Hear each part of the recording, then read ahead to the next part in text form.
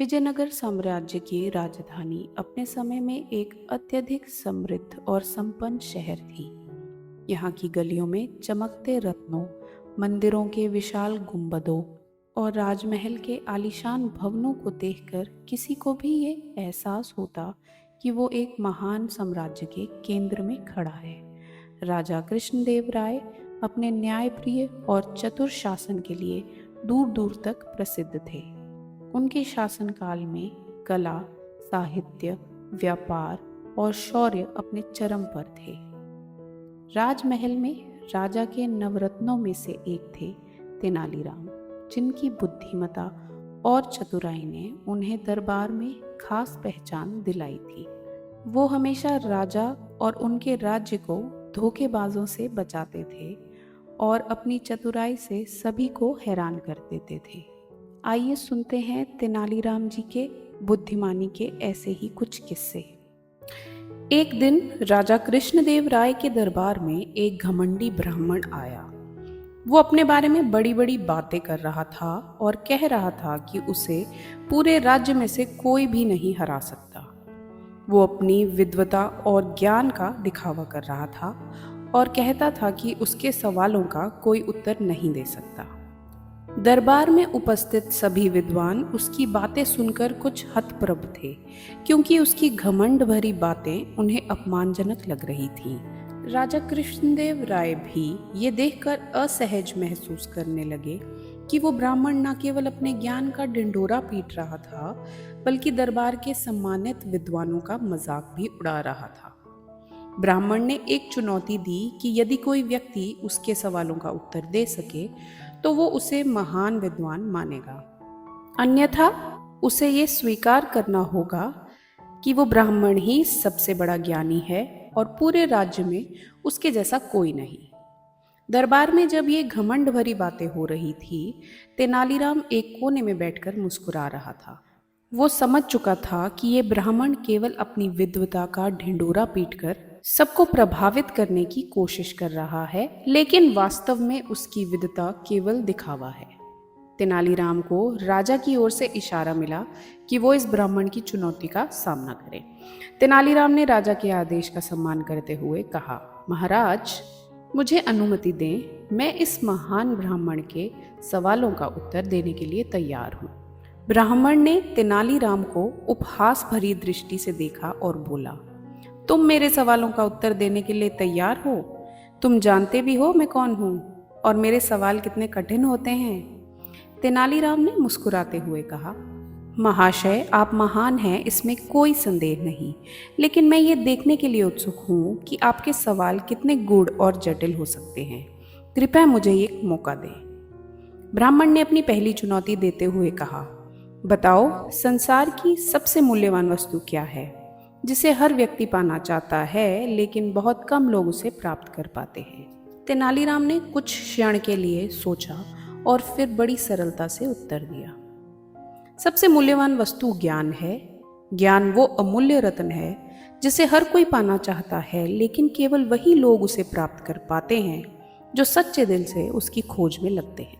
ब्राह्मण ने तेनालीराम के उत्तर को सुना और थोड़ी निराशा के साथ सिर हिलाया। वो संतुष्ट नहीं हुआ, क्योंकि उसे उम्मीद थी कि तेनालीराम कोई भ्रमित करने वाला उत्तर देगा, लेकिन उसने दिखाने के लिए सहमति व्यक्त की। ये उत्तर सही हो सकता है। अब अगला सवाल। अब ब्राह्मण ने दूसरा सवाल किया, बताओ, इस संसार में सबसे बड़ी मूर्खता क्या है जिसे लोग बार बार करते हैं? तेनालीराम ने तुरंत उत्तर दिया, सबसे बड़ी मूर्खता है अपने घमंड के कारण सच्चाई को नजरअंदाज करना और स्वयं को सर्वश्रेष्ठ मान लेना। तेनालीराम के इस उत्तर से पूरा दरबार सन्न रह गया। सभी दरबारी और स्वयं राजा भी तेनालीराम की हाजिर जवाबी से प्रभावित हुए। ये उत्तर सीधे सीधे ब्राह्मण के घमंड पर वार था, जो दरबार में खुद को सबसे महान विद्वान घोषित करने के लिए आया था। ब्राह्मण को यह महसूस होने लगा था कि तेनालीराम केवल शब्दों के खेल में ही माहिर नहीं है, बल्कि वो उसकी मानसिकता को भांप चुका है। फिर भी उसने अपने अहंकार को दबाते हुए तीसरी चुनौती दी, अब ब्राह्मण ने अपने अंतिम और सबसे जटिल प्रश्न के रूप में पूछा, बताओ, जीवन का सबसे बड़ा रहस्य क्या है जिसे कोई भी आसानी से समझ नहीं सकता। ये सवाल सुनकर दरबार में सभी को लगा कि ये सवाल कठिन है, लेकिन तेनालीराम ने बिना कोई देरी किए उत्तर दिया, जीवन का सबसे बड़ा रहस्य है कि इसका कोई स्थायी सुख नहीं है। ये हर पल बदलता रहता है और जो इसे स्वीकार कर लेता है वही सच्चे आनंद को प्राप्त करता है। तेनालीराम के इस उत्तर से ब्राह्मण पूरी तरह से निरुत्तर हो गया। दरबार में एक सन्नाटा छा गया। राजा, दरबारी और अन्य विद्वान सभी ने महसूस किया कि तेनालीराम ने बहुत ही सटीक और गूढ़ उत्तर दिया था। ब्राह्मण का घमंड अब चूर चूर हो चुका था, क्योंकि तेनालीराम ने उसके हर सवाल का सटीक उत्तर देकर उसकी विद्वता को चुनौती दे दी थी। ब्राह्मण ने सिर झुका लिया और राजा से क्षमा मांगते हुए कहा, महाराज, मैंने घमंड में आकर अपनी विद्वता का ढिंढोरा पीटा, लेकिन तेनालीराम ने मुझे ये दिखा दिया कि वास्तविक ज्ञान विनम्रता में होता है। मैं अपनी भूल स्वीकार करता हूँ और अब मुझे ये एहसास हो गया है कि ज्ञान केवल किताबों में नहीं, बल्कि जीवन के अनुभवों और सच्चाई की समझ में है। राजा कृष्णदेव राय ने मुस्कुराते हुए कहा, तेनालीराम ने आज हमें ये सिखाया है कि सच्चे विद्वान कभी घमंड नहीं करते। मैं तुम्हारी विनम्रता से प्रसन्न हूँ कि तुमने अपनी भूल स्वीकार की। ब्राह्मण ने तेनालीराम के सामने आकर उसे प्रणाम किया और उसकी विद्वता की प्रशंसा की। एक दिन विजयनगर के दरबार में एक प्रसिद्ध जादूगर आया, जिसने पूरे राज्य में अपनी जादूगरी और चमत्कारों से ख्याति अर्जित की थी। वो जादूगर बहुत घमंडी था और अपनी शक्तियों को सबसे श्रेष्ठ मानता था। उसका मानना था कि उसकी जादूगरी से कोई मुकाबला नहीं कर सकता। उसने अपने कारनामों से कई राज्यों और दरबारों को प्रभावित किया था और अब उसकी नज़र राजा कृष्णदेव राय के दरबार पर थी। दरबार में प्रवेश करते ही उसने राजा से कहा, महाराज, मैं एक महान जादूगर हूँ और मेरी जादूगरी इतनी शक्तिशाली है कि मैं किसी भी समस्या का समाधान कर सकता हूँ। मेरा मानना है कि इस दरबार में मुझसे बड़ा कोई नहीं है। अगर आप चाहें तो मैं आपकी परीक्षा ले सकता हूँ और दिखा सकता हूँ कि मेरी शक्तियाँ कितनी महान हैं। राजा कृष्णदेव राय, जो हमेशा कुछ नया और रोमांचक देखने के इच्छुक रहते थे, ने उसकी चुनौती स्वीकार कर ली। उन्होंने जादूगर को दरबार में अपनी जादूगरी दिखाने की अनुमति दी। दरबार के सभी सदस्य उत्सुकता से उसकी जादूगरी देखने के लिए तैयार थे। जादूगर ने अपना पहला कारनामा दिखाने के लिए एक कटोरा मंगवाया।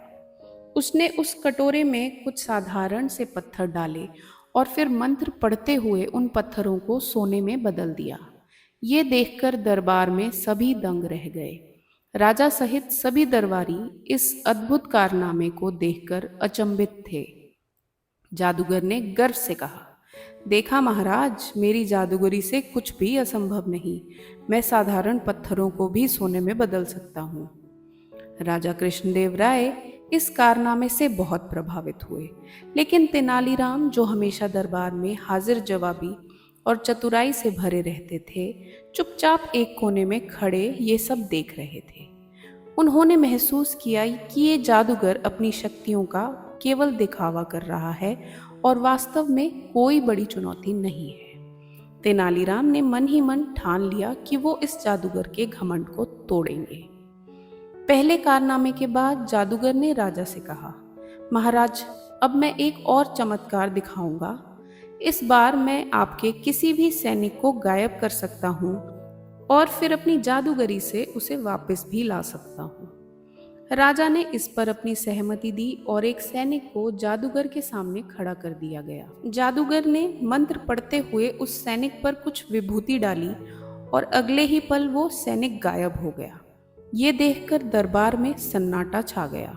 सभी लोग हैरान थे कि सैनिक कहाँ चला गया। कुछ ही क्षणों के बाद जादूगर ने फिर से मंत्र पढ़ा और सैनिक दरबार के एक कोने में प्रकट हो गया। सभी ने तालियां बजाई और राजा भी इस कारनामे से बहुत प्रसन्न हुए। लेकिन तेनालीराम अभी भी शांत और गंभीर थे। उन्होंने जादूगर की इस चाल को ध्यान से देखा और समझा कि ये कोई वास्तविक जादू नहीं, बल्कि केवल भ्रम है। तेनालीराम जान चुके थे कि जादूगर दरबारियों और राजा को अपनी चालों से भ्रमित कर रहा है। जादूगर जब अपने कारनामों से गर्वित होकर राजा से इनाम की उपेक्षा कर रहा था, तब तेनालीराम ने आगे आकर कहा, महाराज, ये जादूगर निसंदेह बहुत प्रभावशाली है, लेकिन मैं मानता हूँ कि उसकी जादूगरी का असली परीक्षण अभी बाकी है। यदि महाराज अनुमति दें तो मैं इस जादूगर की परीक्षा लेना चाहता हूँ। राजा, जो तेनालीराम की बुद्धिमत्ता से परिचित थे, ने तुरंत अनुमति दे दी। तेनालीराम ने जादूगर की ओर देखा और कहा, महाराज ने आपकी जादूगरी देख ली है। अब मैं देखना चाहता हूँ कि आप अपनी जादूगरी का उपयोग कुछ और महत्वपूर्ण चीजों में कर सकते हैं या नहीं। जादूगर, जो अब अपने घमंड में चूर था, ने तेनालीराम की बातों को हल्के में लिया और कहा, मैं किसी भी चुनौती का सामना कर सकता हूँ, बताओ क्या करना है। तेनालीराम ने दरबार में एक साधारण सा बीज मंगवाया और कहा, अगर आप सच में इतने महान जादूगर हैं तो इस बीज को तुरंत एक विशाल पेड़ में बदल कर दिखाइए। जादूगर थोड़ी देर के लिए चुप हो गया। वो जानता था कि ऐसा चमत्कार दिखाना उसके बस की बात नहीं थी। उसकी सारी जादूगरी केवल भ्रम और हाथ की सफाई पर आधारित थी, लेकिन उसने तेनालीराम को नीचा दिखाने के लिए कोशिश करने का नाटक किया। उसने मंत्र पढ़ने का ढोंग किया, बीच पर विभूति डाली, लेकिन कुछ नहीं हुआ।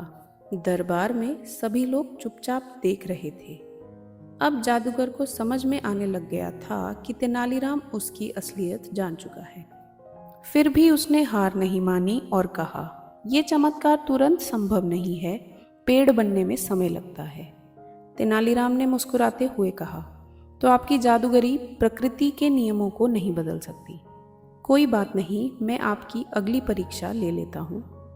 तब तेनालीराम ने राजा से कुछ सोने की मुद्राएं मंगवाई और जादूगर से कहा, अगर आपकी जादूगरी इतनी महान है तो आप इन सोने की मुद्राओं को दुगना करके दिखाइए। जादूगर ने मुद्राओं को देखा और फिर एक बार मंत्र पढ़ने का नाटक किया। उसने सोचा कि शायद इस बार भी वह कुछ चालाकी दिखाकर तेनालीराम को भ्रमित कर सकेगा, लेकिन मुद्राएं वैसी की वैसी रही। वो असहज महसूस करने लगा। उसे अब समझ में आ रहा था कि तेनालीराम उसकी जादूगरी के पीछे की सच्चाई उजागर करने पर ही तुला हुआ है। तेनालीराम ने फिर से मुस्कुराते हुए कहा, महाराज, ये जादूगर केवल भ्रम और चालबाजी कर सकता है।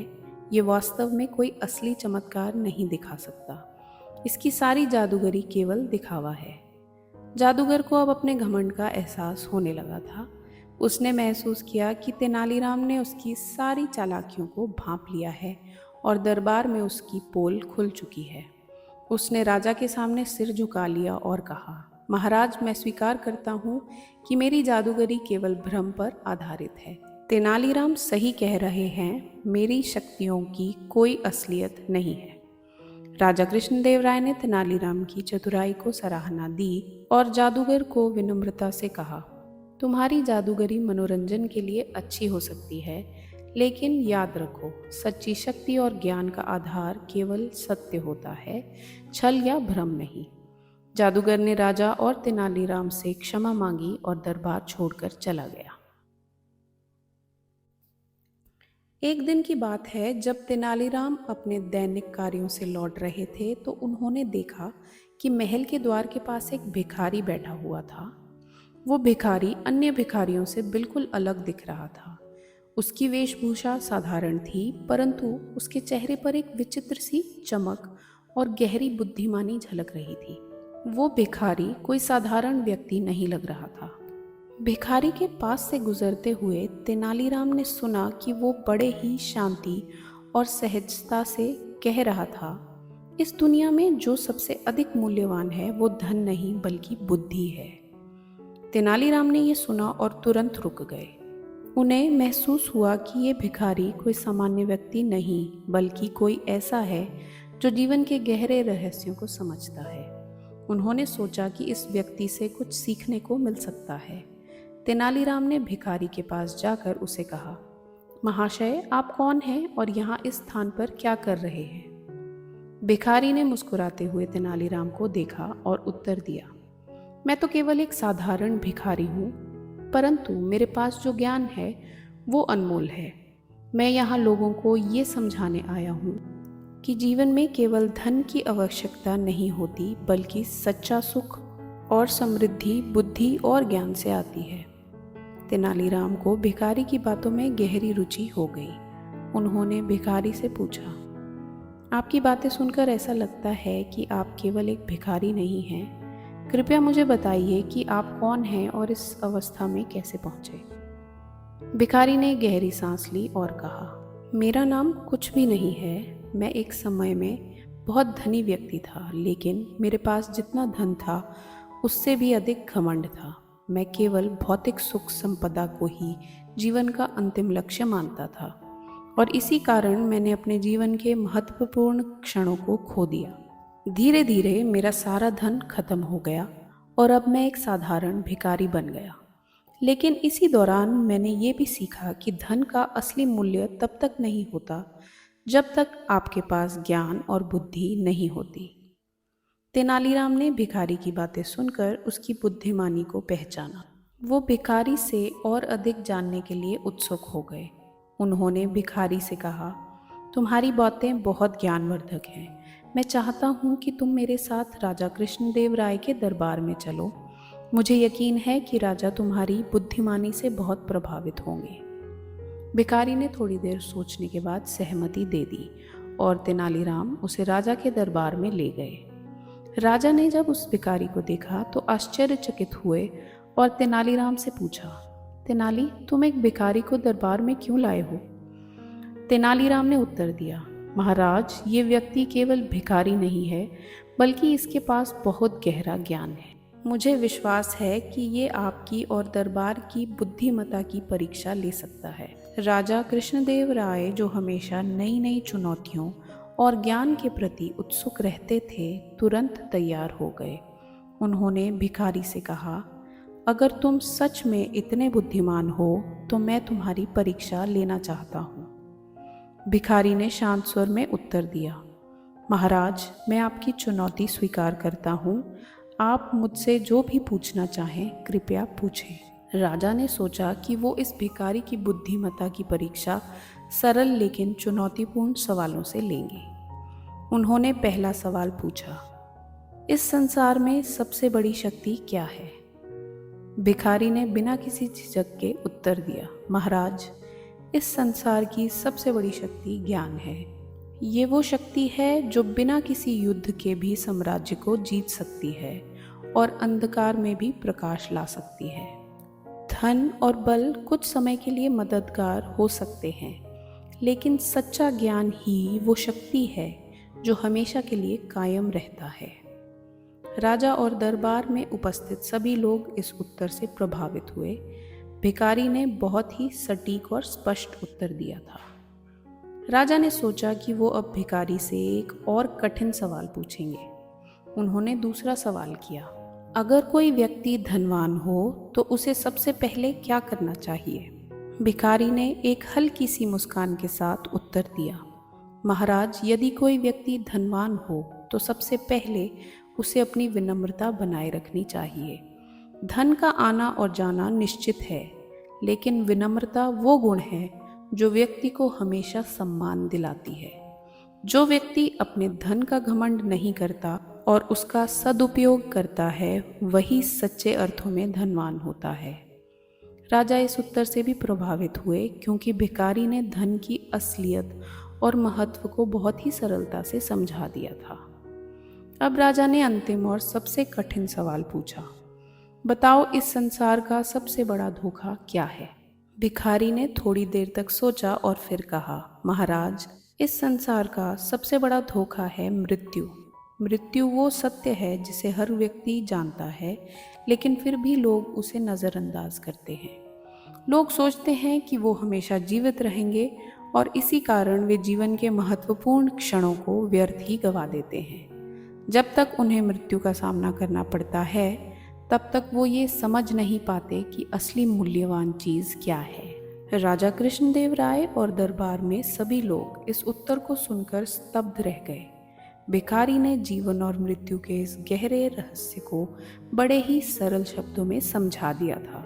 सभी ने महसूस किया कि ये भिखारी वास्तव में अत्यंत बुद्धिमान व्यक्ति है। राजा कृष्णदेव राय, जो इस भिखारी की बुद्धिमानी से पूरी तरह प्रभावित हो चुके थे, ने उनसे पूछा, तुम इतने ज्ञानवान हो, फिर भी तुम एक भिखारी की तरह जीवन बिता रहे हो, आखिर क्यों?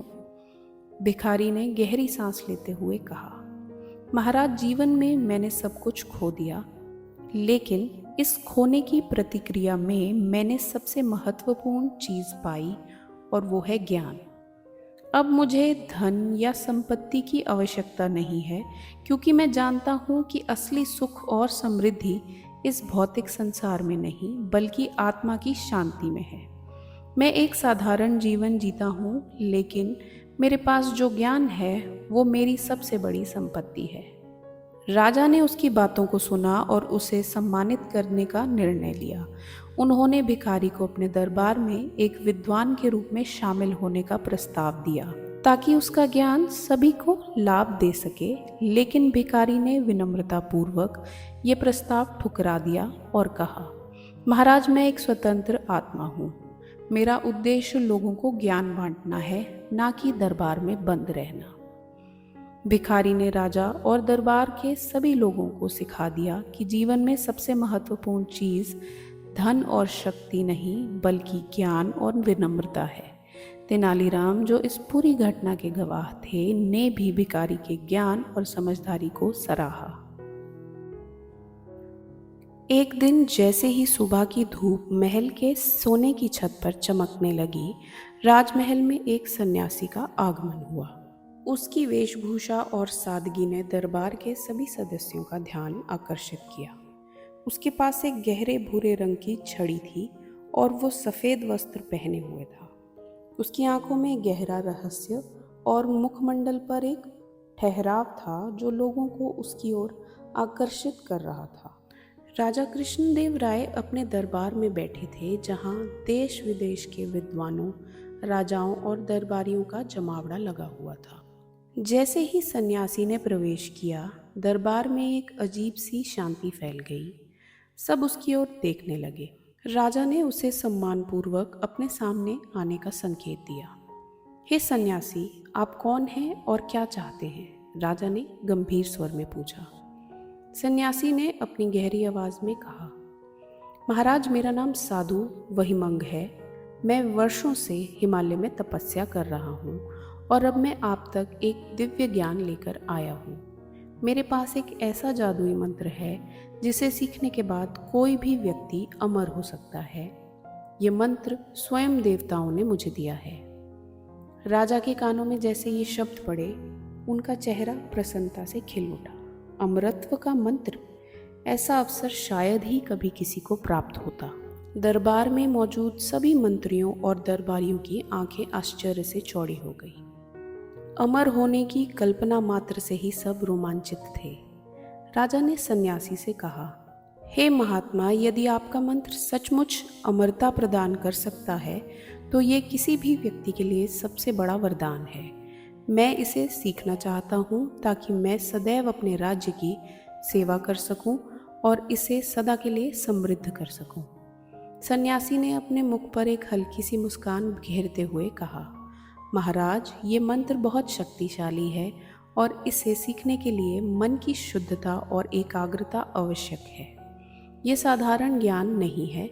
इसे प्राप्त करने के लिए कठिन तपस्या और संकल्प की आवश्यकता होती है। राजा ने पूरी निष्ठा से कहा, महात्मा, मैं हर प्रकार की परीक्षा देने को तैयार हूँ। आप मुझे इस मंत्र की शिक्षा दें। सभी दरबारी राजा की इस बात पर सहमति में सिर हिलाने लगे, लेकिन इस बीच तेनालीराम, जो दरबार के एक कोने में बैठा था, चुपचाप इस पूरी घटना का विश्लेषण कर रहा था। उसकी आंखों में शक की एक हल्की परछाई थी। तेनालीराम की बुद्धिमत्ता की बात करें तो वो किसी भी असामान्य घटना को बड़ी बारीकी से समझते थे।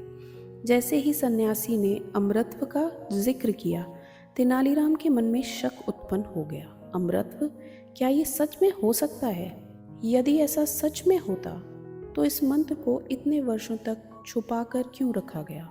और ये सन्यासी, जिसे कोई नहीं जानता, अचानक इतनी बड़ी घोषणा कैसे कर सकता है? तेनालीराम जानते थे कि राजा को अमरत्व का विचार बहुत लुभाएगा, लेकिन वो ये भी समझते थे कि इस सन्यासी की सत्यता परखना आवश्यक था। आखिरकार कितने ही धोखेबाज महापुरुषों के वेश में दरबार में आ चुके थे, जो राजा और दरबार को छलने का प्रयास कर चुके थे। तेनालीराम ने अपने चेहरे पर एक शांत मुस्कान बिठाई और चुपचाप पूरी घटना को ध्यान से देखने लगे। राजा और सन्यासी के बीच की बातचीत सुनने के बाद तेनालीराम ने धीरे धीरे अपनी जगह से उठकर राजा की ओर देखा। उसके चेहरे पर हल्की सी मुस्कान थी और उसकी आंखों में चमक। राजा ने तेनालीराम को देखकर कहा, तेनाली, तुम्हें क्या लगता है, क्या हमें इस अवसर का लाभ उठाना चाहिए? तेनालीराम ने विनम्रता से झुकते हुए कहा, महाराज, अमरता प्राप्त करने का विचार बहुत ही मोहक है, लेकिन अगर ये मंत्र इतना ही शक्तिशाली है तो मैं सुझाव दूंगा कि सबसे पहले हमें इसका प्रमाण देखना चाहिए। क्या ये संभव नहीं है कि महात्मा जी पहले खुद इस मंत्र को प्रयोग कर हमें दिखाएं कि ये वास्तव में काम करता है? राजा ने कुछ क्षण सोचा। तेनालीराम की बात में दम था। आखिरकार इतने महत्वपूर्ण और शक्तिशाली मंत्र को बिना परखे कैसे स्वीकार किया जा सकता था? तेनालीराम की बात सुनते ही सन्यासी के चेहरे पर एक पल के लिए बेचैनी दिखी, लेकिन वो तुरंत संभल गया। उसने राजा की ओर देखा और गंभीर स्वर में कहा, हे महाराज, ये मंत्र मेरे लिए नहीं है। मैं वर्षों से तपस्या कर रहा हूँ और मेरी ये तपस्या पूरी हो चुकी है। मैंने अपने जीवन का उद्देश्य पूर्ण कर लिया है। अब मुझे अमरत्व की आवश्यकता नहीं है। मेरा काम सिर्फ इस ज्ञान को योग्य लोगों तक पहुँचाना है। तेनालीराम, जो अब पूरी तरह से सन्यासी की चाल को समझ चुका था, ने मुस्कुराते हुए कहा, महात्मा, आप महान हैं, लेकिन हमें भी ये सुनिश्चित करना होगा कि ये मंत्र वास्तव में उतना ही शक्तिशाली है जितना आप कह रहे हैं। हम ये कैसे मान लें कि ये काम करेगा? यदि ये मंत्र आपको अमर नहीं कर सकता तो हमें कैसे अमर कर पाएगा? दरबार में अचानक एक खामोशी छा गई। सभी दरबारी और राजा अब तेनालीराम की ओर ध्यान से देख रहे थे। सन्यासी ने अब महसूस किया कि वो एक जाल में फंस चुका था। उसने बहाने बनाने का प्रयास किया, लेकिन तेनालीराम ने उसे और अधिक प्रश्नों से घेर लिया। तेनालीराम ने अपनी सूझबूझ से सन्यासी की चाल को समझ लिया था।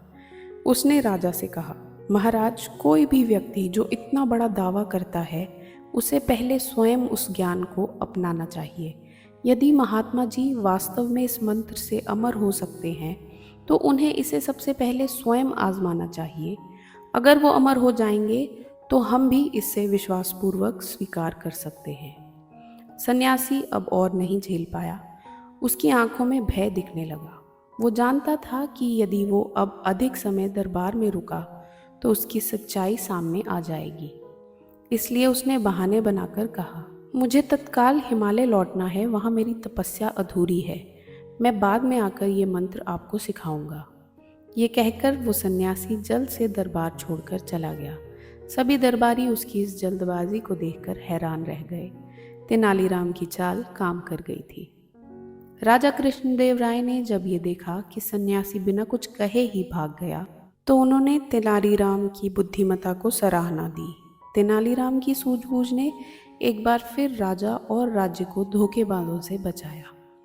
राजा ने तेनालीराम की तारीफ की और कहा, तेनाली, तुम्हारी चतुराई ने आज हमें एक बड़ी मुसीबत से बचा लिया। तुम्हारे बिना हम उस सन्यासी के झांसे में आ जाते। तेनालीराम ने विनम्रता से कहा, महाराज, हर उस ज्ञान पर आंख मूंद कर विश्वास नहीं करना चाहिए जो बहुत अधिक आकर्षक लगता है। हमें हमेशा सत्य को परखने के लिए प्रश्न पूछने चाहिए। राजा ने मुस्कुराते हुए तेनालीराम को गले लगा लिया। राजा कृष्णदेव राय के पास एक बहुत ही अद्भुत, शक्तिशाली और प्रिय हाथी था, जिसे वो अत्यधिक प्रेम करते थे। यह हाथी न केवल राजा के दिल के बहुत करीब था, बल्कि साम्राज्य के प्रतीक के रूप में भी देखा जाता था। दरबार में हाथी की चर्चा अक्सर होती थी, क्योंकि वो बेहद बुद्धिमान और विशालकाय था। राजा की दिनचर्या में हाथी के साथ समय बिताना एक महत्वपूर्ण हिस्सा था। हर सुबह राजा हाथी के साथ कुछ समय बिताते उसे दुलारते और उसकी सेवा में लगे सेवकों को ये सुनिश्चित करने का निर्देश देते कि हाथी को कोई असुविधा ना हो। ये हाथी राजा का गर्व था और उसे देखकर पूरे साम्राज्य को खुशी महसूस होती थी। एक सुबह जब महल में सभी अपने रोजमर्रा के कामों में व्यस्त थे, तभी एक बड़ी हलचल हुई। राजा का प्रिय हाथी जो रोज अपने स्थिर से बाहर आता था और मैदान में टहलता था, उस दिन कहीं दिखाई नहीं दे रहा था। हाथी के देखरेख करने वाले महावत ने उसे ढूंढने की कोशिश की, लेकिन वो ना तो अपने स्थान पर था, ना ही महल के आसपास। महावत ने सोचा कि शायद हाथी जंगल में चला गया होगा, लेकिन जंगल की तरफ जाने वाले रास्ते पर भी कोई निशान नहीं थे। महल में जल्द ही ये खबर आग की तरह फैल गई कि राजा का प्रिय हाथी गायब हो गया है। हर कोई चिंतित हो उठा, क्योंकि ये हाथी राजा के लिए केवल एक जानवर नहीं था, बल्कि उसके साम्राज्य का प्रतीक था। सभी दरबारी, सेवक और सैनिक हाथी को ढूंढने में जुट गए, लेकिन किसी को भी कोई सुराग नहीं मिला। जब राजा कृष्णदेवराय को इस घटना के बारे में पता चला, तो उनका क्रोध चरम सीमा पर था।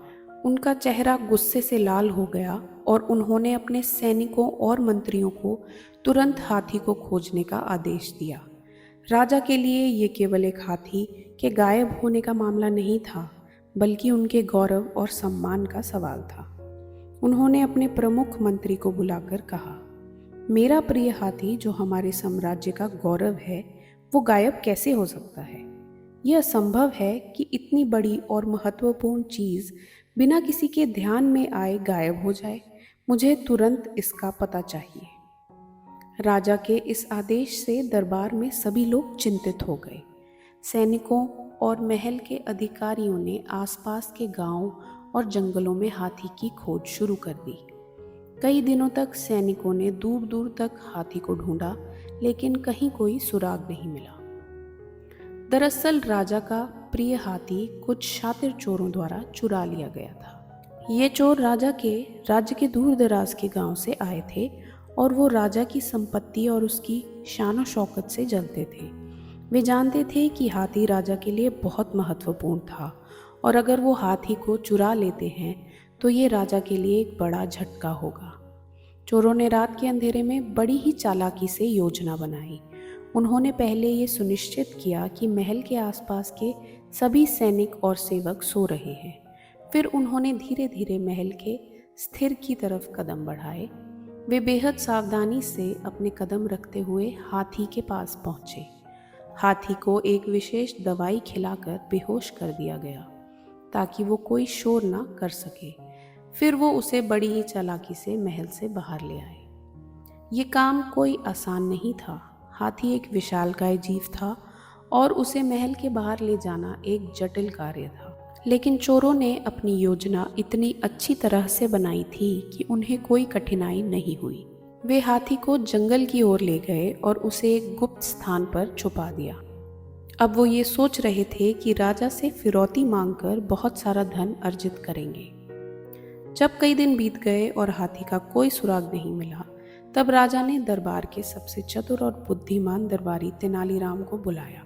राजा ने तेनालीराम से कहा, तेनाली, मेरा हाथी अब तक नहीं मिला है। ये मेरी शान और साम्राज्य का प्रतीक है। तुम ही हो जो इस रहस्य को सुलझा सकते हो। तेनालीराम ने गंभीरता से सुना और फिर थोड़ी देर सोचा। उन्होंने दरबार में सबकी ओर देखा और फिर राजा से कहा, महाराज, इस प्रकार का काम किसी साधारण व्यक्ति का नहीं हो सकता। ये काम जरूर किसी चालाक और शातिर व्यक्ति का है जिसने पूरी योजना बनाई है। हमें सोचना होगा कि ये काम किसने और क्यों किया होगा। तेनालीराम ने दरबार के सभी उपस्थित लोगों से पूछा, क्या किसी ने पिछले कुछ दिनों में महल के आसपास कोई संदिग्ध गतिविधि देखी है? लेकिन किसी को कुछ भी ऐसा नहीं लगा। तेनालीराम समझ गए थे कि ये कोई बहुत ही चालाक चोरों का काम है जो हर कदम सोच समझकर उठा रहे थे। अब तेनालीराम को अपने तरीके से इस समस्या का समाधान निकालना था। तेनालीराम ने कुछ समय के लिए चुप्पी साध ली, लेकिन उनके दिमाग में एक शानदार योजना बनने लगी थी। वो जानते थे कि अगर चोरों ने हाथी को चुराया है तो वो जल्द ही किसी न किसी तरीके से राजा को संपर्क करेंगे। उन्होंने ये भी अंदाज़ा लगाया कि चोर निश्चित रूप से हाथी को किसी गुप्त स्थान पर छिपाकर रखे हुए होंगे। तेनालीराम ने राजा से कहा, महाराज, मैं एक योजना बनाना चाहता हूँ, लेकिन इसके लिए हमें थोड़ा धैर्य रखना होगा। मुझे आपके कुछ सैनिकों और दरबारियों की मदद चाहिए। राजा ने तुरंत तेनालीराम की योजना के लिए सहमति दे दी और उन्होंने सैनिक और दरबारियों की सहायता दी। तेनालीराम ने उन सभी को इकट्ठा किया और कहा, हम एक घोषणा करेंगे। ये घोषणा पूरे राज्य में फैलानी होगी ताकि चोर भी इसे सुन सके। तेनालीराम ने घोषणा की। राजा ने घोषणा की है कि जो भी व्यक्ति उनके हाथी की जानकारी देगा या उसे वापस लेके आएगा, उसे कोई सज़ा नहीं दी जाएगी। इसके साथ ही राजा उसे 100 स्वर्ण मुद्राओं का इनाम देंगे। ये अवसर केवल 2 दिनों तक उपलब्ध है। उसके बाद राजा हाथी को ढूंढने के लिए राज्य भर में हर गांव में घेराबंदी करेंगे। ये घोषणा सुनते ही दरबार में हर कोई हैरान था। तेनालीराम ने इस घोषणा के पीछे की चालाकी किसी को नहीं बताई। उन्होंने केवल कहा, चिंता मत करो, हमें बस 2 दिन का इंतजार करना होगा। चोरों ने जब ये घोषणा सुनी तो वो सोच में पड़ गए। उनका पहला विचार था कि राजा शायद ये केवल एक चाल चल रहे हैं ताकि वो सामने आ जाए। लेकिन फिर उन्होंने सोचा कि अगर राजा सचमुच कोई बड़ी घेराबंदी शुरू कर देंगे तो उनका छिपना बहुत मुश्किल हो जाएगा। अब चोरों के सामने 2 ही रास्ते थे, या तो वो राजा के सामने आत्मसमर्पण करें और इनाम लें, या फिर जोखिम उठाएं और पकड़े जाने का इंतज़ार करें। इस बीच तेनालीराम ने अपनी योजना का दूसरा भाग शुरू किया। उन्होंने राज्य के प्रमुख स्थानों पर सैनिकों को तैनात कर दिया और कहा कि वे रात के समय राज्य के चारों ओर गश्त करें। तेनालीराम का मानना था कि चोर किसी न किसी समय हाथी को फिर से सुरक्षित स्थान पर ले जाने की कोशिश करेंगे। तेनालीराम ने एक और घोषणा करवाई जिसमें उन्होंने कहा, राजा ने एक नई योजना बनाई है। हाथी के पैरों के निशानों का पता लगाने के लिए राज्य के जंगलों और गांवों में सूखी घास बिछाई जाएगी और उसे जलाया जाएगा। जो भी निशान दिखेंगे उन्हें देखकर हम हाथी का पता लगा लेंगे। ये सुनकर चोरों में और भी अधिक बेचैनी हो गई। वो समझ गए थे कि अब वो ज़्यादा समय तक छिप नहीं सकते। अगर राजा सच में ये योजना लागू करता है तो उनका छिपा हुआ स्थान जल्दी ही पकड़ा जाएगा। तेनालीराम की चाल ने काम किया। चोर इतने भयभीत हो गए कि उन्होंने राजा के सामने आत्मसमर्पण करने का फैसला किया। अगले ही दिन चोर राजा के दरबार में आए और तेनालीराम के सामने घुटने टेक दिए। उन्होंने कहा, हमने ही आपका हाथी चुराया था। हमने सोचा था कि हम आपसे फिरौती लेकर धन प्राप्त करेंगे, लेकिन अब हमें अपनी गलती का एहसास हो गया है। कृपया हमें माफ़ कर दें। तेनालीराम ने उन्हें राजा के सामने पेश किया। राजा को ये जानकर बहुत खुशी हुई कि उनका हाथी वापस मिल गया है, लेकिन साथ ही उन्हें इस बात का भी एहसास हुआ कि तेनालीराम की सूझबूझ ने उन्हें फिर से एक बड़ी समस्या से बचाया था। राजा कृष्णदेव राय ने तेनालीराम की चतुराई की सराहना करते हुए कहा, तेनाली, तुमने फिर से ये सिद्ध कर दिया कि तुम्हारी बुद्धिमत्ता अद्वितीय है। तुमने बिना किसी हिंसा और कठोरता के इस समस्या का समाधान निकाला। तुम्हारी सूझबूझ और चतुराई हमारे साम्राज्य के लिए एक अमूल्य निधि है। राजा ने तेनालीराम को 100 स्वर्ण की मुद्राओं और बहुमूल्य रत्नों से सम्मानित किया। साथ ही तेनालीराम ने चोरों को सज़ा दिलाने की बजाय उन्हें सही मार्ग पर चलने का अवसर दिया। उन्होंने चोरों से कहा, जो गलती तुमने की है वो गंभीर है, लेकिन अगर तुम वचन दो कि भविष्य में ऐसी गलतियों से बचोगे तो तुम्हें एक और मौका दिया जाएगा। चोरों ने तेनालीराम के सामने वचन दिया कि वो अब ईमानदारी से जीवन बिताएंगे और राजा की सेवा करेंगे। इस तरह तेनालीराम की बुद्धिमत्ता और सूझबूझ ने न केवल राजा का प्रिय हाथी वापस लाने में मदद की, बल्कि चोरों को भी सही मार्ग पर ले आया। कृष्णदेव राय के दरबार में एक दिन एक व्यापारी आया जो दूर देश से अद्भुत वस्तुओं और जानवरों को लेकर आया था। उसके पास एक खास घोड़ा था जो उसने राजा के सामने प्रस्तुत किया। वो घोड़ा देखने में बेहद आकर्षक और ताकतवर था। उसका शरीर चमकदार सफ़ेद रंग का था और उसकी चाल से ही उसकी शान दिखाई देती थी। व्यापारी ने राजा से कहा, महाराज, ये घोड़ा दुनिया का सबसे बेहतरीन घोड़ा है। ये न केवल देखने में अद्वितीय है, बल्कि इसकी गति और सहन शक्ति का कोई मुकाबला नहीं। इसे आपको किसी भी कीमत पर खरीदना चाहिए। राजा कृष्णदेव राय घोड़े से बहुत प्रभावित हुए। उन्होंने तुरंत उसे खरीदने का निर्णय ले लिया और व्यापारी से पूछा, क्या इसकी देखभाल के लिए किसी विशेष प्रबंध की आवश्यकता है? व्यापारी ने उत्तर दिया, महाराज, इस घोड़े की खासियत ये है कि इसे साल में केवल 3 बार ही चारा देना पड़ता है। इसके अलावा इसे किसी और प्रकार की देखभाल की आवश्यकता नहीं है। ये सुनकर राजा को अचरज हुआ, लेकिन व्यापारी के आत्मविश्वास से वे संतुष्ट हो गए। उन्होंने घोड़े को खरीद लिया और व्यापारी को उसकी मांग के अनुसार सोने और चांदी से भरा खजाना दे दिया। कुछ समय बाद राजा ने घोड़े को अपने अस्तबल में रखा और उसे व्यापारी के अनुसार साल में केवल 3 बार चारा देना शुरू किया।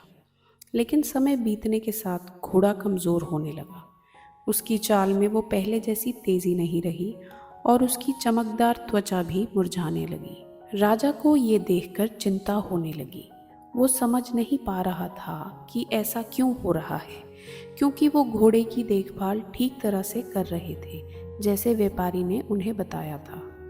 अस्तबल के नौकर भी इस स्थिति से परेशान थे, क्योंकि घोड़ा दिन प्रतिदिन कमज़ोर होता जा रहा था। उन्होंने राजा को बताया कि घोड़ा भूखा है और उसे नियमित रूप से चारा चाहिए, लेकिन राजा व्यापारी की बातों को याद करके चुप रहा।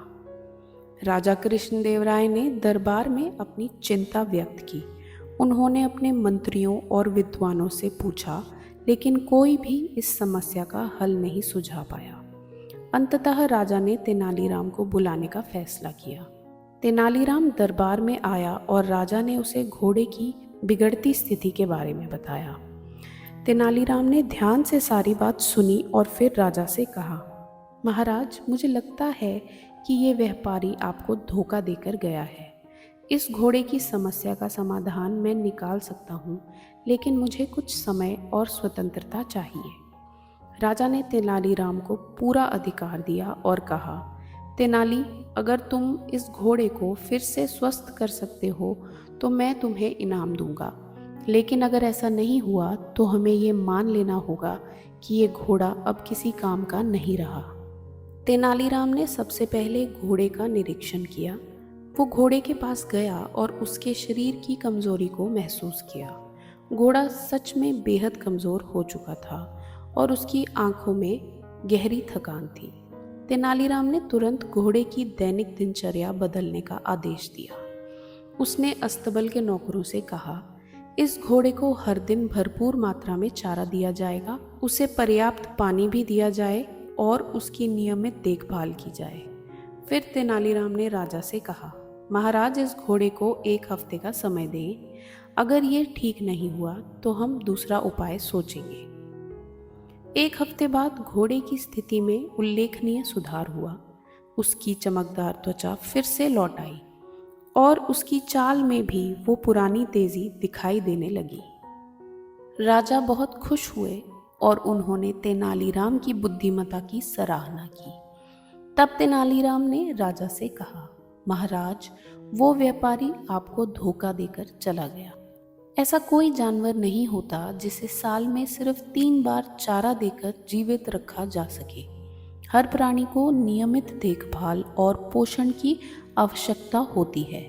अगर आपने इस घोड़े को उसी तरह रखा होता जैसे व्यापारी ने कहा था, तो ये जल्द ही मर जाता। राजा को ये सुनकर गुस्सा आया। उन्होंने तुरंत व्यापारी को ढूंढने का आदेश दिया, लेकिन तब तक वो व्यापारी कहीं गायब हो चुका था। राजा ने तेनालीराम को एक मूल्यवान इनाम दिया और उसकी चतुराई की एक बार फिर प्रशंसा की। इस घटना से राजा को ये सीखने को मिला कि केवल बाहरी दिखावे या आकर्षक शब्दों पर विश्वास नहीं करना चाहिए। हर चीज़ को परखना और समझने की आवश्यकता होती है। तेनालीराम ने एक बार फिर अपनी बुद्धिमानी से साबित कर दिया कि वो न केवल चतुर था, बल्कि उसके पास समस्याओं का समाधान खोजने की अद्भुत क्षमता भी थी। गर्मियों का मौसम था और राजा कृष्णदेव राय के बागों में आम के पेड़ फलों से लदे हुए थे। आम के फलों की मीठी सुगंध से पूरा महल महक रहा था। इन आमों का स्वाद इतना बेहतरीन था कि इन्हें बेशकीमती आम कहा जाता था। हर साल इन फलों का एक विशेष हिस्सा राजा के लिए अलग से रखा जाता था। राजा खुद इन आमों को बहुत पसंद करते थे और उन्हें बड़े ही शौक से खाते थे। एक दिन राजा ने अपने दरबारियों को आम खाने के लिए आमंत्रित किया। राजा ने दरबारियों के साथ आमों का आनंद लेते हुए कहा, ये आम हमारे बागों की सबसे बेहतरीन किस्म है। इनका स्वाद पूरे राज्य में सबसे अनोखा है। दरबारियों ने भी इन आमों की बहुत प्रशंसा की। आम इतने स्वादिष्ट थे कि एक एक कर सभी दरबारी इन्हें खाने में लग गए। लेकिन तेनालीराम, जो हमेशा अपनी अनोखी सोच और चतुराई के लिए मशहूर थे, चुपचाप आमों को देखते रहे। उन्होंने राजा के आमों के प्रति लगाव और दरबारियों की लालसा को गौर से देखा। तेनालीराम के मन में एक योजना आई। उन्होंने सोचा, राजा के आमों के प्रति प्रेम को देखकर मुझे एक मज़ेदार खेल खेलना चाहिए। ये देखना दिलचस्प होगा कि इस आम को लेकर राजा और दरबारियों की प्रतिक्रिया कैसी होती है। तेनालीराम ने मुस्कुराते हुए राजा से कहा, महाराज, क्यों ना हम एक अनोखा खेल खेलें। इस खेल में हम देखेंगे कि कौन इन बेशकीमती आमों का सबसे बड़ा प्रेमी है। राजा ने आश्चर्य से पूछा, कैसा खेल तेनाली? तेनालीराम ने बताया, महाराज, हम ये खेल इस प्रकार खेलेंगे कि जो भी दरबारी इन बेशकीमती आमों को सबसे ज़्यादा पसंद करता हो, उसे एक विशेष पुरस्कार मिलेगा, और जो इन आमों से दूर रह सकेगा वो अपनी इंद्रियों पर सबसे ज़्यादा नियंत्रण रखने वाला समझा जाएगा। राजा को ये प्रस्ताव बेहद रोचक लगा और उन्होंने तुरंत सहमति दे दी। ये मज़ेदार खेल है तेनाली, चलो देखते हैं कि कौन इस चुनौती को पूरा कर सकता है, राजा ने मुस्कुराते हुए कहा। राजा ने आदेश दिया कि दरबारियों के सामने बड़े बड़े टोकरे आमों के रखे जाएं। आमों की खुशबू पूरे महल में फैल गई। राजा ने खेल के नियम बताए। जो भी दरबारी इन आमों को नहीं खाएगा वो विजेता माना जाएगा, लेकिन ध्यान रहे, ये आम इतने स्वादिष्ट हैं कि खुद को रोक पाना मुश्किल होगा। दरबारियों के सामने आमों के ढेर लगे थे। सभी दरबारी बेशकीमती आमों की ओर लालच भरी निगाहों से देख रहे थे, लेकिन खुद को रोकने की कोशिश भी कर रहे थे। जैसे जैसे समय बीतता गया, आमों की महक और भी बढ़ती गई और दरबारियों के मन में लालच और भी गहरा होता गया। कुछ समय के बाद तेनालीराम ने देखा कि कुछ दरबारियों का संयम टूटने लगा है। उनमें से कुछ ने धीरे धीरे आम खाना शुरू कर दिया। बाकी दरबारी भी खुद को रोक नहीं पा रहे थे। राजा खुद भी इन आमों को ललचाई नज़रों से देख रहे थे, लेकिन उन्होंने अब तक संयम रखा हुआ था। तभी तेनालीराम ने राजा से कहा, महाराज, ये आम बहुत स्वादिष्ट हैं, क्या आप सच में खुद को रोक पाएंगे? इनकी सुगंध और रस इतना लुभावना है कि कोई भी इन्हें खाने से खुद को रोक नहीं सकता। राजा ने तेनालीराम की बातों पर हंसते हुए कहा, तुम सही कह रहे हो तेनाली, ये आम वाकई में बेहतरीन है। मैं अब और इंतज़ार नहीं कर सकता। ये कहते हुए राजा ने भी आम खाना शुरू कर दिया। उनके साथ साथ बाकी दरबारियों ने भी सभी आम खा लिए। दरबार का माहौल आमों के रस से भर गया था और सभी ने इस खेल का खूब आनंद लिया। खेल खत्म होने के बाद राजा ने तेनालीराम से कहा, तेनाली, तुमने हमें एक अच्छा खेल खिलाया, लेकिन इस खेल का विजेता कौन है? तेनालीराम ने हंसते हुए कहा, महाराज, इस खेल का असली विजेता वो है जिसने अपनी बुद्धिमानी से सभी को आम खाने के लिए मजबूर कर दिया, और वो व्यक्ति और कोई नहीं बल्कि मैं हूँ। राजा और दरबारी तेनालीराम की चतुराई पर जोर जोर से हंसने लगे। तेनालीराम ने सभी को आम खाने पर मजबूर कर दिया था और खुद उन्होंने एक भी आम नहीं खाया था। राजा कृष्णदेव राय भी हंसते हुए बोले, तेनाली, तुमने हमें एक बार फिर बुद्धिमानी से मात दे दी। हम सब तुम्हारे जाल में फंस गए। राजा के चेहरे पर एक संतोषजनक मुस्कान थी, क्योंकि तेनालीराम ने जिस तरह से खेल का संचालन किया था उससे राजा के दरबारियों और स्वयं राजा को भी बहुत मनोरंजन हुआ। सभी दरबारी जो शुरुआत में तेनालीराम को हल्के में ले रहे थे, अब उसकी चतुराई और हास्य को समझ चुके थे। तेनालीराम ने आगे कहा, महाराज, आम स्वादिष्ट होते हैं और हम सभी जानते हैं कि खुद को रोक पाना कितना कठिन होता है जब सामने इतनी लाजवाब वस्तु हो। मगर कभी कभी जीवन में हमें ये भी समझने की ज़रूरत होती है कि संयम का महत्व क्या है। राजा ने दरबारियों की ओर देखा और बोले, आज इस खेल ने हमें केवल मनोरंजन ही नहीं दिया, बल्कि हमें ये भी सिखाया कि लालसा को काबू में रखना और संयम रखना कितना महत्वपूर्ण है। हालांकि कभी कभी जीवन की खुशियों को खुलकर जीने में भी कोई हर्ज नहीं। तेनालीराम ने हमें दोनों ही बातें सिखाई, संयम और आनंद का संतुलन। इसके बाद राजा ने तेनालीराम को एक सुंदर सोने की माला और चांदी के सिक्के का इनाम दिया। तेनालीराम ने विनम्रता से इनाम स्वीकार किया और कहा, महाराज, ये मेरी जिम्मेदारी थी कि मैं अपने प्रिय राजा और दरबारियों का मनोरंजन करूं। मुझे इस बात की खुशी है कि आप सब ने इस खेल का भरपूर आनंद लिया। तेनालीराम की इस कहानी का संदेश ये था कि जीवन में संतुलन बनाए रखना जरूरी है। संयम और लालसा दोनों ही जीवन का हिस्सा हैं और कभी कभी हमें अपनी इच्छाओं को स्वीकार करके भी आनंद लेना चाहिए।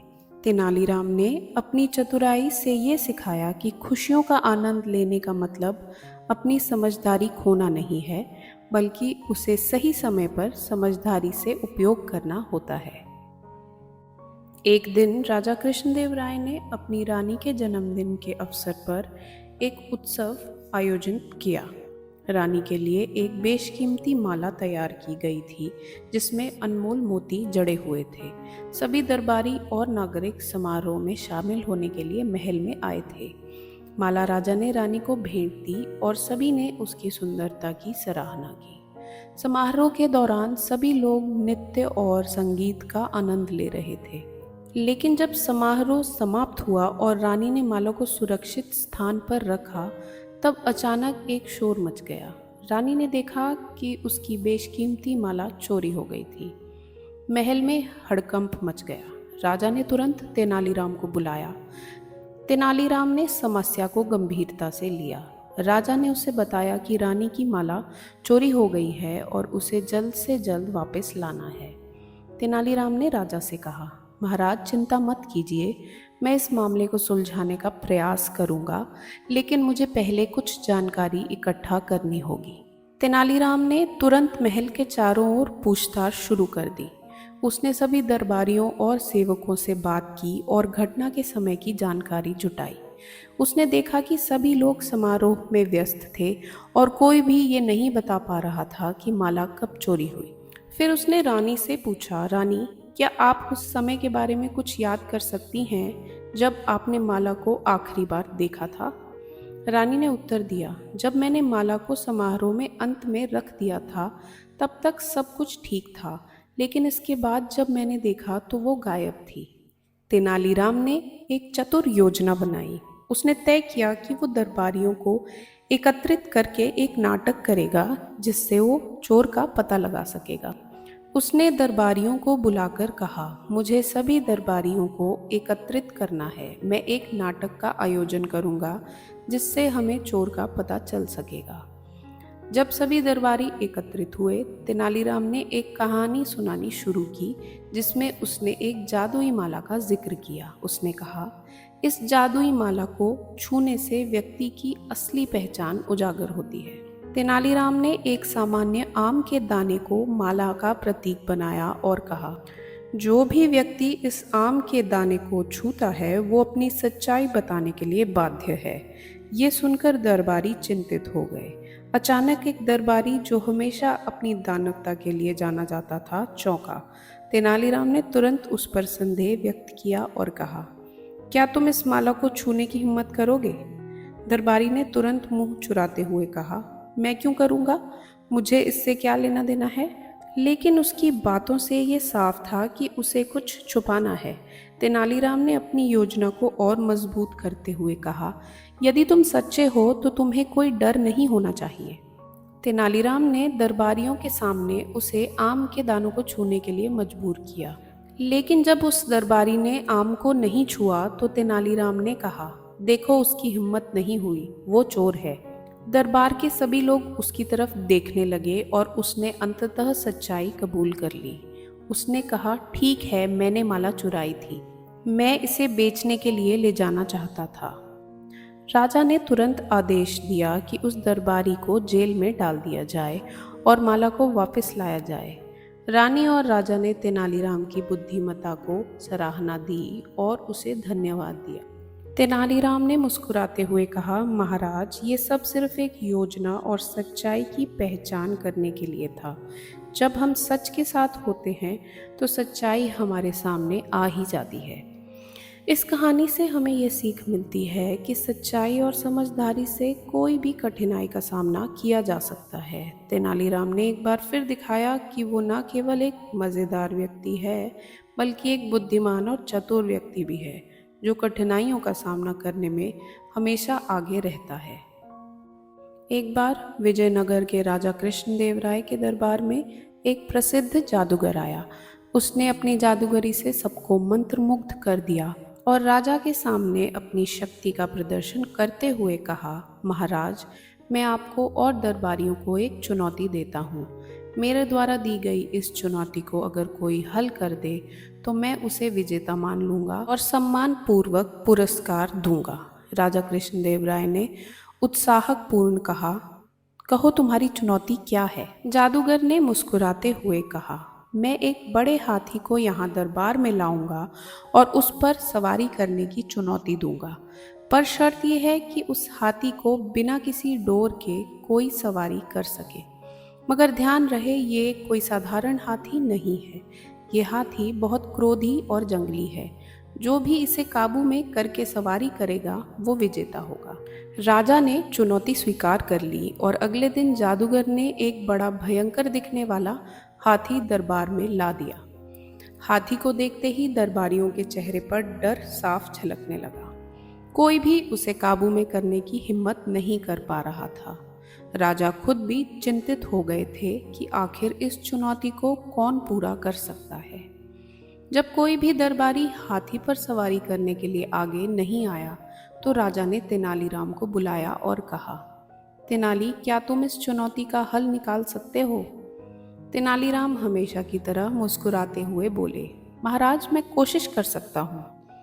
तेनालीराम ने पहले उस जंगली हाथी को ध्यान से देखा, फिर सोचा, इस हाथी को काबू में करने के लिए बल की नहीं, बुद्धि की जरूरत है। फिर तेनाली ने कुछ दाने और एक मीठी केले की टोकरी मंगवाई। उसने उन दोनों को हाथी के सामने फेंका और केले उसे खिलाने शुरू कर दिए। धीरे धीरे हाथी का गुस्सा शांत होने लगा और वो तेनाली के पास आकर खड़ा हो गया। तेनालीराम ने हाथी को धीरे से थपथपाया और उसकी सूंड को सहलाया। हाथी अब पूरी तरह से शांत हो चुका था। फिर तेनालीराम ने राजा और दरबारियों की ओर मुड़कर कहा, अब ये हाथी पूरी तरह से शांत है, कोई भी इसकी सवारी कर सकता है। तेनालीराम खुद हाथी पर चढ़ गया और उसे धीरे धीरे चलाने लगा। जादूगर ये देखकर दंग रह गया।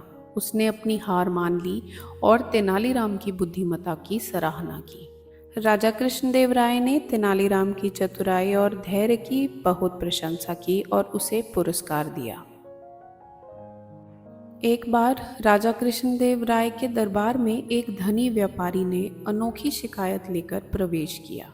व्यापारी ने कहा कि उसकी तिजोरी से सोने के सिक्के चोरी हो गए हैं, लेकिन चोर ने इतनी चालाकी से काम किया कि कोई भी सबूत नहीं छोड़ा।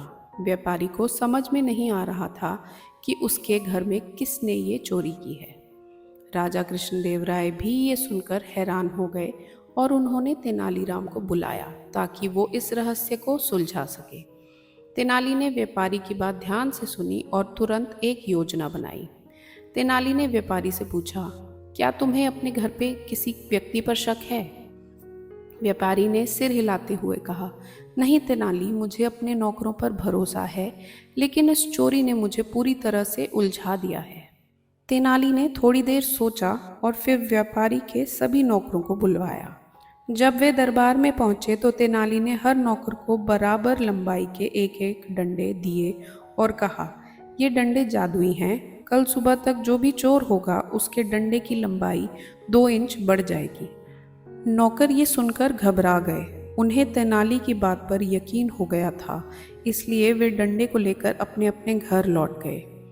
रात को एक नौकर, जो वास्तव में चोर था, चिंतित हो गया। उसने सोचा, अगर मैं अपने डंडे से 2 इंच काट दूं, तो सुबह ये डंडा बाकी सबके डंडों की तरह ही रहेगा और किसी को भी मुझ पर शक नहीं होगा।